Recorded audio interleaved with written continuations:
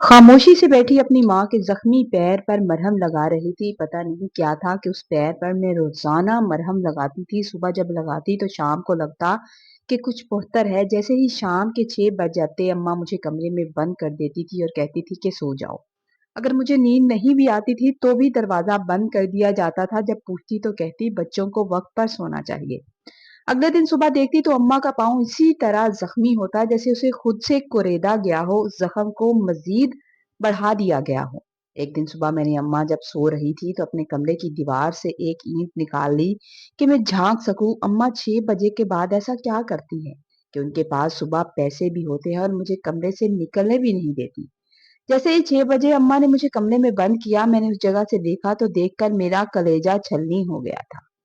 मेरी अम्मा का एक हाथ छोटा था लेकिन उनके अब्बा ने बहुत सारा जहेज देकर उनकी शादी कर दी थी।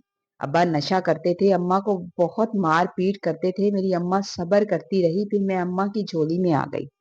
फिर भी अब्बा नशा करते और घर की सारी चीजें आहिस्ता आहिस्ता बेचने लगे थे। इसी दुख में मेरे नाना नानी दुनिया से चले गए। एक दिन जब अब्बा ने बहुत मार पीट की तो अम्मा ने मुझे लिया था और वो घर छोड़ दिया था। और अब हम नाना नानी के घर पर आ गए थे। अब्बा यहाँ भी हमारे पीछे आने लगे थे। मोहल्ले वालों ने एक दिन उन्हें पकड़ लिया और काफी मारा था और डांटा था कि आज के बाद यहाँ नजर मत आना। तो उसके बाद अब्बा ने यहाँ आना छोड़ दिया था।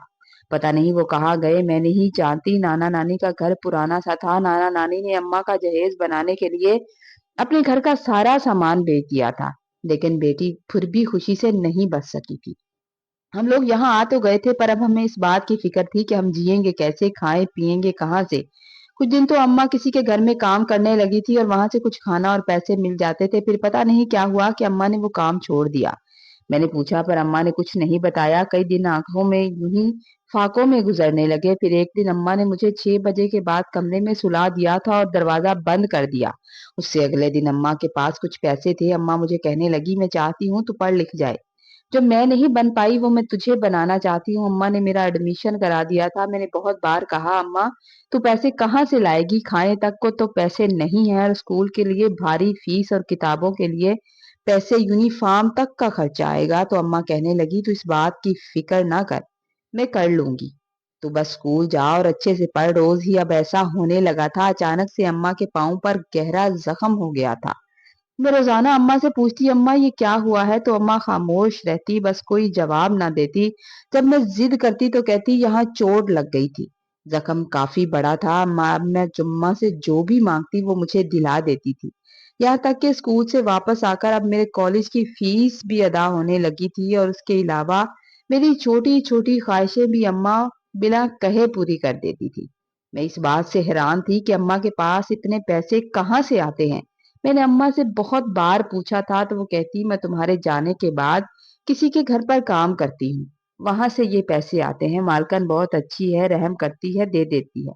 फिर मैं भी खामोश हो जाती थी, शायद अम्मा किसी के घर पर काम करती होगी। अब अम्मा थोड़े बहुत पैसे जमा भी करने लगी थी ताकि वो मेरा जहेज बना सके। मैंने अम्मा से कई बार कहा था अम्मा मैं पढ़ लिख जाऊं, मैं कुछ बन जाऊं, मैं अपना जहेज खुद बना लूंगी, तू मेरी फिक्र ना किया कर। एक दिन कॉलेज में मेरी दोस्त मुझसे कहने लगी आज मेरी बर्थडे है, क्या तुम हमारे घर पर आओगी। तो मैं उसकी बात सुनकर खामोश हो गई थी। मैं जानती थी कि मेरे पास कोई ना ही तो अच्छा सूट होगा और ना ही उसे देने के लिए गिफ्ट। अच्छा सूट भी नहीं होगा जिसे पहनकर मैं उसके घर जा सकूं। मैंने अम्मा से कहा कि पूछ कर बताऊंगी। जब मैं घर गई तो मैं चुपचाप सी थी। अम्मा से पूछा मगर अम्मा ने मुझसे पूछा कि तुम क्यों परेशान हो। तो मैंने कहा छोड़ दो इस बात को, जिस बात की वजह से मैं परेशान हूँ मसला तू हल नहीं कर सकती अम्मा, मेरी परेशानी का हल नहीं है तेरे पास। तो अम्मा कहने लगी अरे पागल तू बता तो सही। मैं रोकर कहने लगी मेरी दोस्त की बर्थडे है, मेरे पास कोई सूट नहीं है। अम्मा ने कहा ये तो कोई बात नहीं है, चलो मेरे साथ, मैं अभी चलती हूँ और तुम्हें अच्छा सा सूट दिलाती हूँ। अम्मा ने मुझे सूट दिला दिया था और गिफ्ट भी। मैं ये बहुत खुश थी। मैंने अम्मा से पूछा अम्मा सच बता तेरे पास इतने पैसे कहाँ से आते हैं। अम्मा ने फिर भी मुझे डांट दिया था और सही बात नहीं बताई थी। अगले दिन मैंने अपने दोस्त से कहा कि मैं तुम्हारी बर्थडे पर आऊंगी, तुम्हारे लिए गिफ्ट भी लाऊंगी, मगर तुम मुझे अपने घर का एड्रेस बता दो। तो वो कहने लगी एड्रेस की कोई जरूरत नहीं, मैं जाऊंगी जब कॉलेज से तो तुम्हें जाते हुए ले जाऊंगी।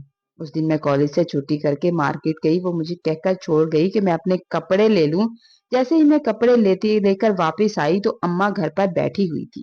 میری دوست بھی میرے ساتھ گھر آ گئی۔ جب اس نے اماں کو دیکھا تو حیرت سے اماں کی طرف دیکھتی ہی رہ گئی، مگر اماں نے بھی اسے جب دیکھا تھا تو دیکھ کر جلدی سے کمرے میں چلی گئی تھی۔ میں اس بات سے ضرور حیران ہوئی تھی کہ اماں نے میری دوست سے کوئی بات کیوں نہیں کی، وہ میری دوست کو دیکھ کر کمرے میں کیوں چلی گئی۔ میری دوست مجھ سے پوچھنے لگی تم لوگوں کا گزارا کیسے ہوتا ہے، تو میں نے کہا میری اماں کسی کے گھر پہ کام کرتی ہیں۔ تو وہ کہنے لگی کسی کے گھر کام نہیں کرتی، تمہاری ماں بھیک مانگتی ہے۔ میں نے کہا بکواس بند کرو، ہم دونوں کے درمیان وہاں پر لڑائی ہو گئی اور میں نے اسے گھر سے نکال دیا تھا۔ جب میں نے یہ بات اماں کو بتائی تو اماں کہنے لگی ایسی دوستیں نہیں بناتے، فضول باتیں کرتی ہے۔ وہ اگلے دن کالج میں وہ لڑکی دوبارہ میرے پاس آئی اور کہنے لگی اگر تمہیں میری بات کا یقین نہیں ہے تو آج 11 بجے کے قریب بڑے مینار کے پاس دیکھ لینا، میں نے تمہاری اماں کو کئی بار وہاں پر دیکھا ہے۔ اگر میری بات کا یقین نہیں ہے تو ابھی چلو میرے ساتھ۔ اس دن میں نے کالج سے چھٹی لی تھی اور وہیں پر چلتی تھی۔ کوئی 11 بجے کے قریب ہم لوگ بڑے مینار کے پاس پہنچے تو میں نے دیکھا کہ برقعے میں ایک عورت مانگ رہی تھی اور اس کا ہاتھ ویسے ہی ٹیڑھا تھا جیسے میری ماں کا تھا اور اس کے پاؤں پر زخم تھا، مگر وہ حجاب میں تھی۔ سڑک پر کافی رش تھا، ہم گاڑیوں سے اتر کر جانے لگے تو گاڑی کی بھیڑ میں جب ہم وہاں پہنچے تھے تو وہاں پر کوئی نہیں تھا۔ وہ عورت ہمیں کہیں نظر نہیں آ رہی تھی، ہم نے بہت ڈھونڈا، ادھر ادھر دیکھا مگر وہ نہیں ملی۔ میں اپنی دوست سے لڑنے لگی کہ تم جھوٹ بول رہی ہو، ایسا نہیں ہو سکتا، میری اماں یہ کام نہیں کر سکتی۔ گھر آ کر میں چپ سی تھی۔ میں نے اماں سے کہا کوئی بات نہیں کی تھی، میں نے کہا کہ کل 11 بجے میں خود جا کر دیکھوں گی کہ وہ عورت میری ماں ہے یا کوئی اور، کیونکہ میں نے اسے دور سے دیکھا تھا۔ اگلے دن پھر میں اپنی دوست کے ساتھ وہاں گئی تو مجھے وہاں کوئی نظر نہیں آیا۔ ہم نے 2-3 دن یہی کیا مگر وہاں کوئی نظر نہیں آیا۔ پھر مجھے لگا شاید میری دوست کو کوئی غلط فہمی ہوئی ہے یا مجھ سے جھوٹ بول رہی ہے۔ پھر ایک دن میں اماں کی الماری صاف کر رہی تھی تو مجھے ایک کالی سی شاپر نظر آئی جسے میں نے کھول کر دیکھا تو اس میں ایک برقع تھا، وہ بھی کالے رنگ کا۔ ایک لمحے کو میری آنکھوں کے آگے اندھیرا چھا گیا، کیا میری دوست کی بات سچ ہے؟ کہ اماں واقعی بھیک مانگتی ہیں؟ شاپر کو وہیں چھپا دیا تھا لیکن یہ کام کرتی اس سے پہلے مجھے اماں نے دیکھ لیا۔ اماں کہنے لگی یہ شاپر پڑوسن دے کر گئی ہے، اسی کا ہے، ابھی آ کر لے جائے گی۔ کہہ رہی تھی تھوڑا خراب ہو گیا ہے، سلائی کر دو۔ میں نے اس کی سلائی کی ہے، چلو تھوڑے پیسے مل جائیں گے۔ اماں کی بات سن کر مجھے تسلی نہیں ہوئی تھی۔ میں نے اس دن کمرے کی ایک اینٹ کو دوسری اینٹ سے مار مار کر توڑ دیا تھا، راستہ بنا لیا تھا کہ جس سے مجھے نظر آ سکے۔ اسی دن میں کالج بھی نہیں کی تھی، اماں گھر پر ہی تھی۔ میں نے کہا آج آپ کام پر نہیں جائیں گی تو کہنے لگی نہیں آج چھٹی دی ہے مالک نے۔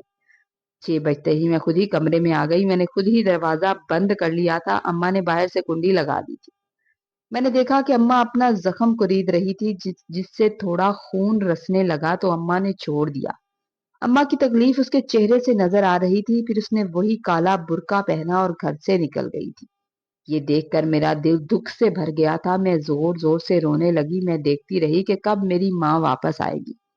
رات کے 10 بج چکے تھے اور آتے ہی اماں صحن میں لیٹ گئی تھی۔ میں نے دروازہ بجانا شروع کیا۔ جب میں نے زور زور سے دروازہ بجایا تو اماں آئی تھی اور برقع اتار کر واپس آئی۔ جیسے ہی انہوں نے دروازہ کھولا تو میں اپنی ماں کے گلے لگ گئی۔ مجھے روتا دیکھ کر اماں پریشان ہو گئی، پوچھنے لگی کیا بات ہے؟ میں نے کہا اماں تم میری ضروریات پورا کرنے کے لیے بھیک کب سے مانگتی ہو؟ تو اماں خاموش ہو گئی تھی، پھر اس کی آنکھوں سے آنسو بہنے لگے تھے۔ کہنے لگی یہ یہاں عزت سے کوئی کام نہیں دیتا اور تیری ہر خواہش کو پورا کرنا میرے لیے بہت ضروری تھا۔ بہت سے لوگوں نے غلط کام پر اکسایا تھا، میں بہت مجبور تھی، اس کے علاوہ میرے پاس کوئی اور چارہ نہیں تھا، میں کوئی ہنر بھی نہیں جانتی تھی۔ اس دن جب میں نے تیری دوست کو تیرے ساتھ آتے دیکھا تو میں چپ گئی تھی اور اس کے بعد میں نے وہ جگہ بدل لی تھی۔ مانگنے والوں کا بھی ایک گرو ہوتا ہے جسے پیسے جمع کرانے پڑتے ہیں، پھر وہ اپنی مرضی سے پیسے ہمیں دیتا ہے۔ میرا گرو بہت اچھا ہے، میرا بہت لحاظ کرتا تھا، اس لیے وہ میرے پیسوں سے کم ہی پیسے رکھتا تھا اور باقی سارے مجھے دے دیتا تھا۔